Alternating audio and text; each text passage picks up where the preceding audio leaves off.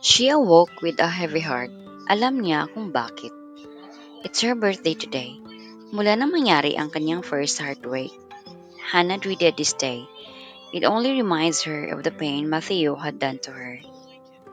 At tulad ng mga nakaraang birthdays niya, wala siyang planong i-celebrate iyon dahil wala namang dapat ipagsaya. Para ano pa, lalo lang siyang madedepress dahil wala ng kanyang daddy. Namumpo siya sa kama at nag-inat. Natigilan siya nang mapadako ang mga mata niya sa bungkos ng white roses na nakapatong sa kanyang dressing table. Nahuhulaan niya kung kanino galing ang mga bulaklak. Ngunit hindi man lang niyon napagaan ang naramdaman niyang depresyon. Tinungo niya ang tukador upang mapagmasdan ang mga roses at nakita niya ang maliit na card. Hindi nagbula ang hula niya, galing nga kay Matthew. Nag-shower muna siya bago tumungo sa komedor. Pagdating niya roon ay kaagad na kaagaw ng kanyang pansin ang chocolate cake na nakahain sa mesa. Hana, iha, happy birthday! Biglang sumulpot si Nancy sa kung saan at niyakap siya. Niyakap niya rin ang kanyang yaya. Thank you po, anyang maluwa-luwa. Kumain ka na, iyang cake na yan ay binili ni Matthew. Nakita mo na rin yung mga roses sa silid mo? Tumango siya. Peace offering din daw niya ang mga yon dahil napagbintangan kanyang drug user. Ano ba ang nangyari at naisip niyang gumagamit ka ng bawal na gamot? Humila siya ng isang silya at umupo. Nakitaan niya ako sa bag. Napamaang si Nancy. Kanino ang mga yon? Kay Marvin. Aba, ang lalaking yon napakawalang hiya at idadamay ka pa. Nanggigigil na sa saad nito. Paano kung otoridad ang nakakita nun? Tiyak kung sa kalabuso ang bagsak mo. Hindi niya tinutulan ang sinabi ng matanda dahil alam niyang tama ito. Mas makabubuti sigurong layuan mo na yung Marvin na yon. Hindi ko type ang hilatsa ng muka. Boyfriend mo na ba yon? Sinimulan niyang linumin ang kanyang gatas. Oho, naku, idispatsa mo na. Galit na utos ng yaya.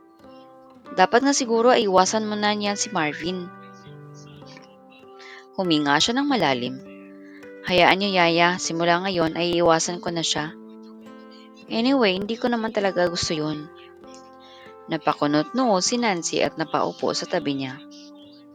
Ba't mo sinagot? Nakibit siya ng balikat. Wala lang, trip ko lang. Kayo talaga mga kabataan ngayon. Pailing-iling pa ito habang nakatingin sa kanya. Paano ba niya sasabihin sa matanda na si Matthew ang dahilan kaya napilitan siyang sagutin ang playboy na iyon? Matapos siyang maligo at makapagbihis ay nagsimba siya at bumisita sa Memorial Park. Inalayan niya ng mga bulaklak ang puntod ng kanyang mga magulang and then she asked for their guidance. Pagbalik niya sa kanilang bahay, mainiabot sa kanya si Nancy na isang invitation card.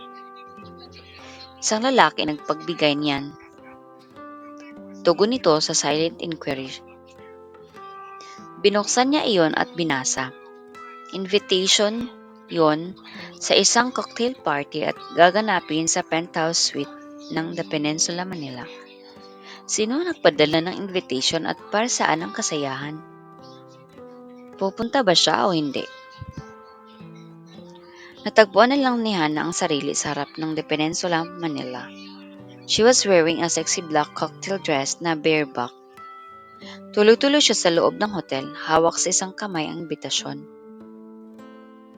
Nang marating ang penthouse, pinindot niya ang doorbell. Pinatuloy siya ng inipormadong butler. Good evening, ma'am. Magalang na bati nito. Nakangiting tumango siya. Good evening.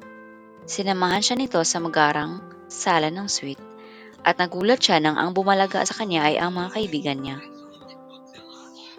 Happy birthday, Hannah! Sigaw ng mga ito at pagkatapos ay sabay-sabay na kinantahan siya ng birthday song. Well, I'm so touched, anya nang lapitan na siya at halikan ng mga ito. Whose idea is this? Tanong niya kay Karen. Pilya ang ngiti nito sabay lingon sa isang sulok. Sinundan niya ang tingin ng kaibigan at napanganga siya Standing a few yards away is none other than her guardian. He was wearing an expensive dinner suit. Sa halip na matouch siya sa ginawa ng lalaki, ramdam niya ay naisahan siya nito.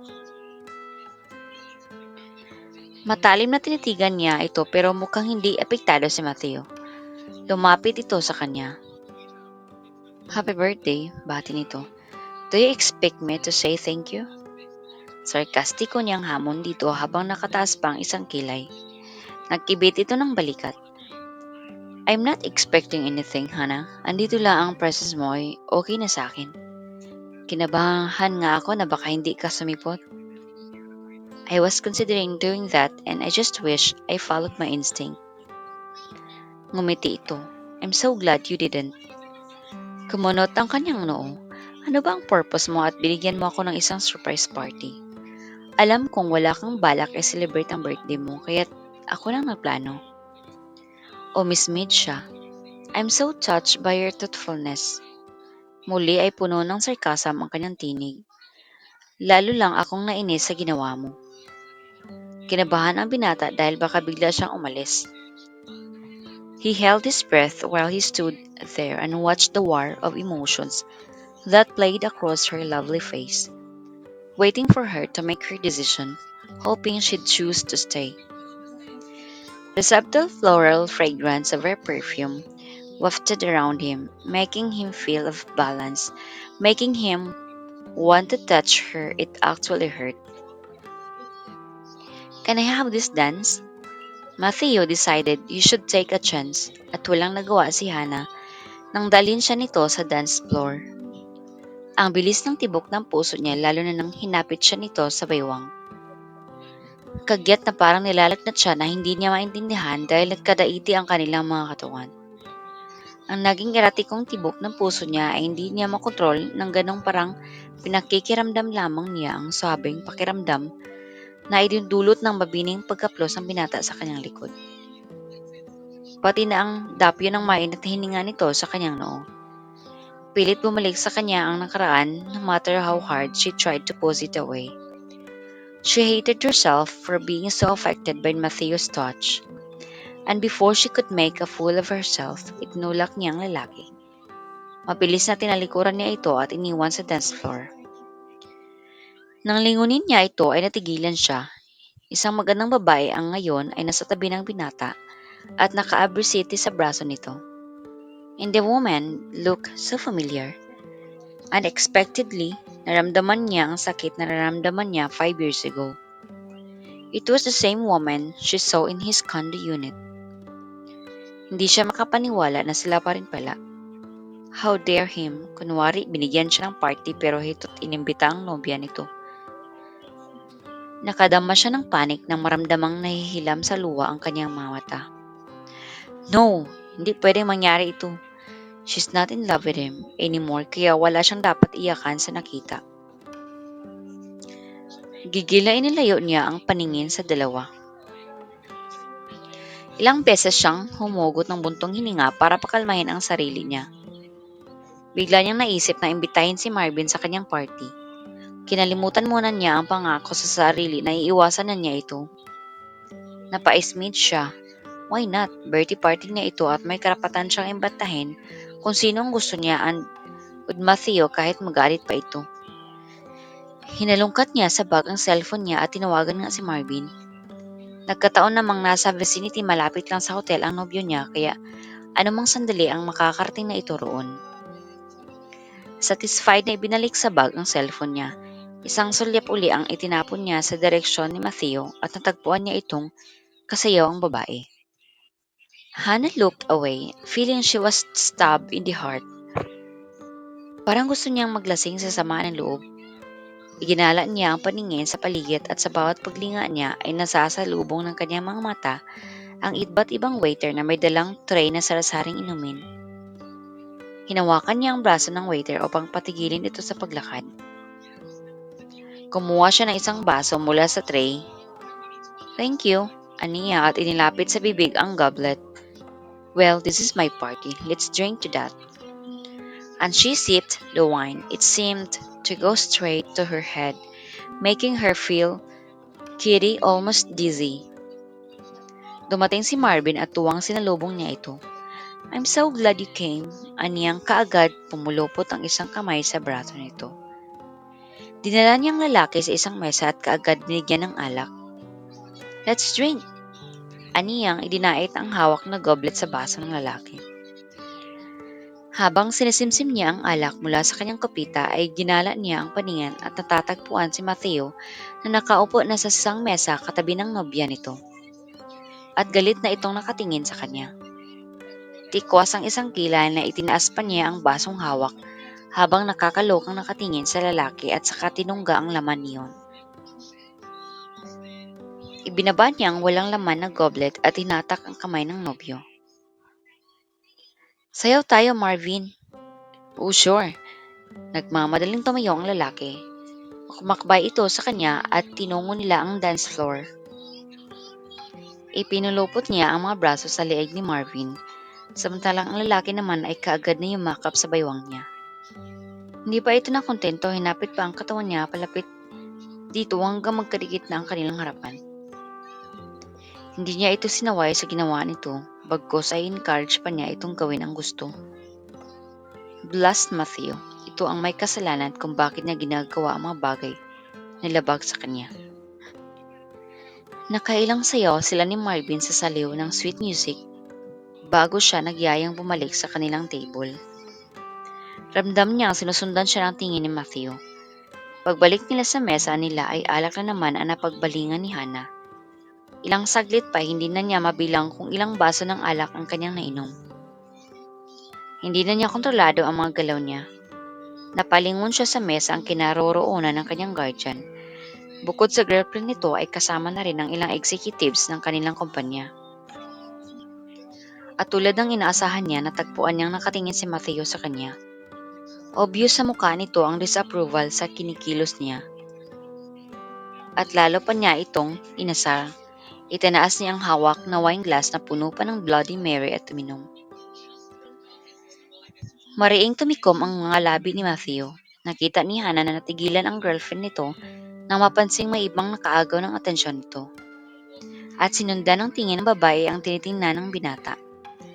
Napakunot noo ito nang magkasalubong kanilang mga paningin.